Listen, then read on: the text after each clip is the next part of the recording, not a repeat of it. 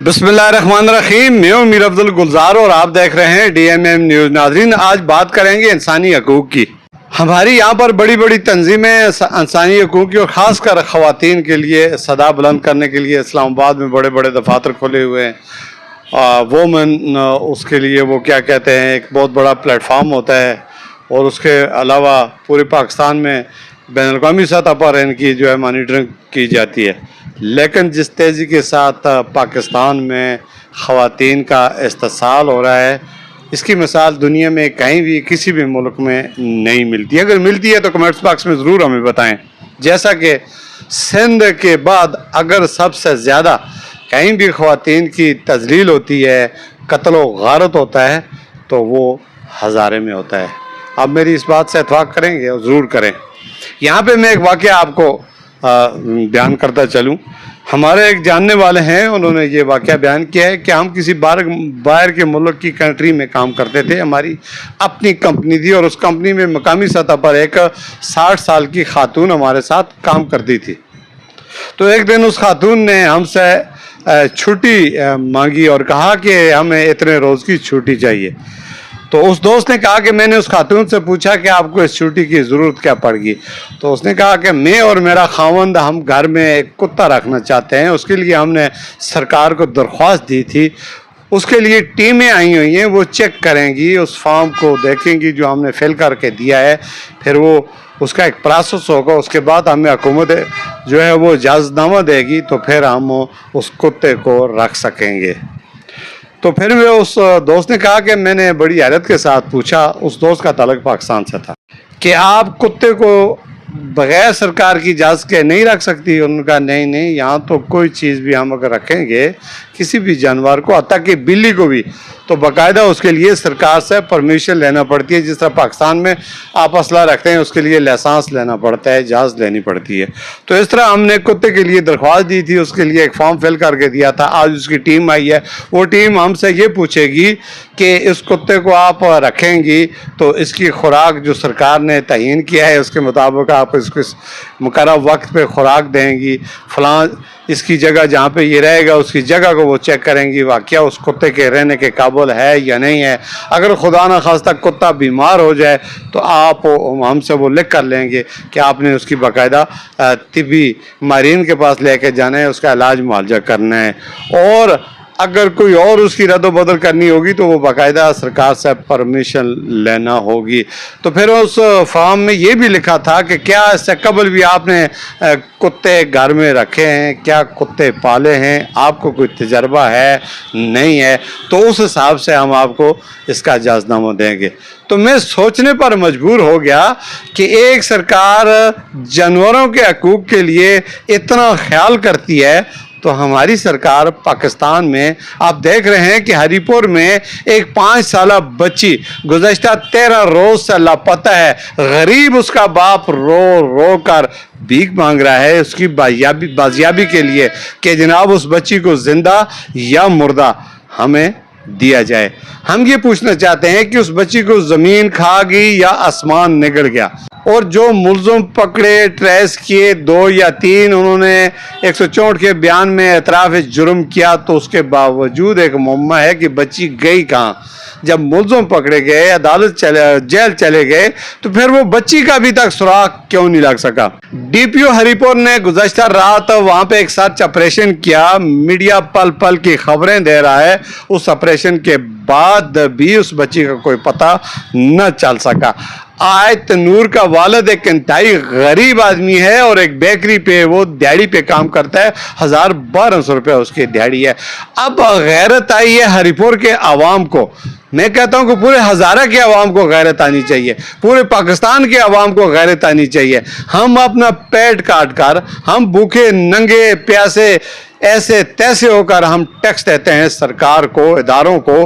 Police वहाँ पे ठीक है अपना काम कर रही है, मुल्ज़मान को पकड़ा है, लेकिन एक सवाल तो फिर भी है कि वो बच्ची कहाँ है, जिंदा है, मुर्दा है, मर गई है, तो उसकी डेड बॉडी सामने लाए ना। अभी तक उसकी बाजियाबी ना आना, लोगों का एहतजाज करना, मैं कहता हूँ कि एहतजाज से भी आगे चले जाएं कि एक बाप अपनी बच्ची के लिए, एक माँ अपनी बच्ची के लिए, एक ख़ानदान उस अपनी बच्ची के लिए कितना तज़्ब व ज़ब का शिकार होगा, जिसके घर में आग जलती है और उसकी एहसास भी उसी को होता है। और दूसरी बात, जब हम किसी को अपनी बेटी का रिश्ता देते हैं तो बाज़ औक़ात हम उनसे ये भी नहीं पूछते कि ये रिश्ता करने वाला कौन है, क्या इसके हकूक़ का ख्याल रख सकेगा। जिस तरह पहले मैंने एक मिसाल एक दोस्त की दी कि कुत्ते के हकूक़ हैं, जानवरों के हकूक़ हैं, इस मुल्क में इंसानों के कोई हकूक़ नहीं है। किधर है वो इंसानी हकूक़ की अलमदार बड़ी बड़ी तंजीमें, बड़े बड़े वो जो लोग दावे करते हैं, वो कहाँ हैं? गुज़श्ता दिनों थाना कागान की हदूद में एक खातून को पहले कहा गया कि वो गिरी है, बाद में तफ्तीश में पता चला कि उसको कत्ल किया गया है।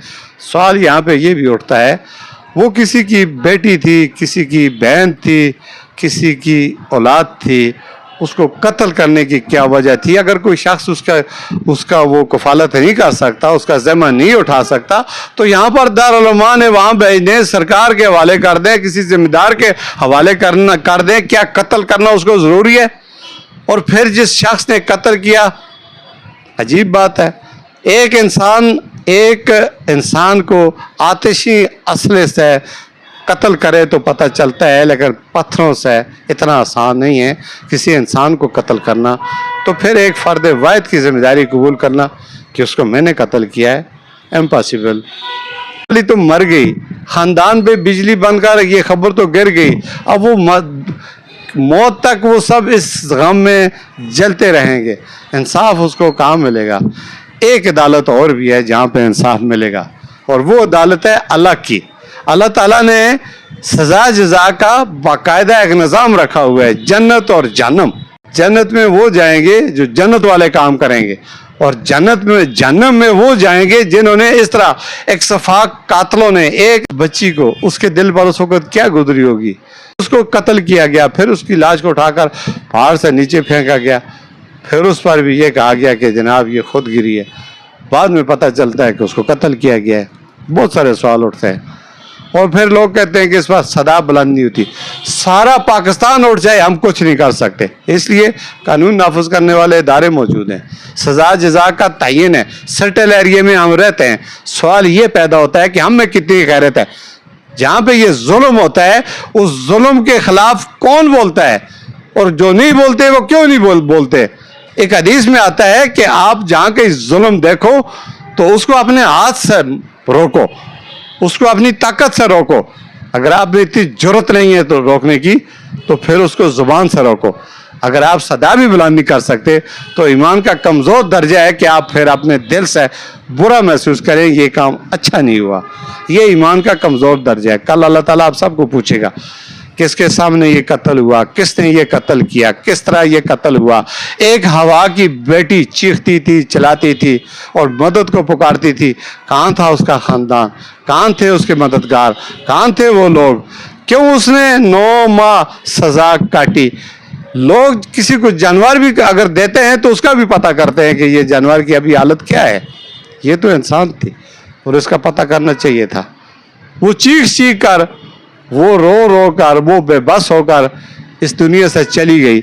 उसके सर में पत्थर मार कर उसको लहूलुहान कर दिया। उसके जिस्म पर कोई जगह ऐसी खाली नहीं थी जहाँ पर उसको जख्म ना आए हो। इतनी बेदर्दी के साथ कत्ल कर देना, ये सफाकियत है, ये जुल्म की इंतहा है। ये जानवरों से भी बदतर वो लोग जानवर हैं। वो आज तो बच जाएंगे लेकिन अल्लाह की अदालत में नहीं बचेंगे। क़यामत तक उनका ख़ानदान जलता रहेगा, तबाह बर्बाद होगा। जो किसी की दुनिया तंग करता है, अल्लाह ताला उसकी आखिरत तंग करता है। हम सब ने खुदा के दरबार में, उस अल्लाह के बड़ी अदालत में पेश होना है। मिसकाल ज़रतन खैर रहीरा का हिसाब देना है, एक एक लफ्ज़ का हिसाब देना है। मौत तो चरपाई पर भी आनी है, लेकिन मौत किसी को मारने का अख्तियार सिर्फ मेरे अल्लाह ही को है। कोई इंसान किसी को मार नहीं सकता। अगर कोई मारता है तो उसके लिए फिर वो तैयार हो जाए। اس کو دردناک عذاب ہوگا اور ایسا عذاب ہوگا کہ اس کی نسلیں یاد رکھیں گی.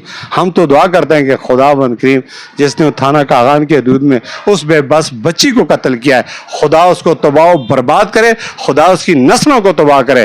اور جو میری آیت نور اس وقت تک نہیں ملی، ہماری دعا ہے کہ اللہ تعالیٰ اس کو زندہ سلامت اپنے والدین کو ملائے. اگر وہ زندہ نہیں ہے تو کم از کم اس کی وہ باڈی ہے وہ اس کے والدین تک پہنچائی جائے تاکہ ان کو حوصلہ مل سکے. یہی ہماری اپیل ہے، یہی ہماری التجا ہے. جن کے پاس اختیارات ہیں، جو یہ اس ظلم کے خلاف جہاد کر سکتے ہیں تو انہیں کرنا چاہیے. اسی کے ساتھ اجازت چاہوں گا. اللہ حافظ.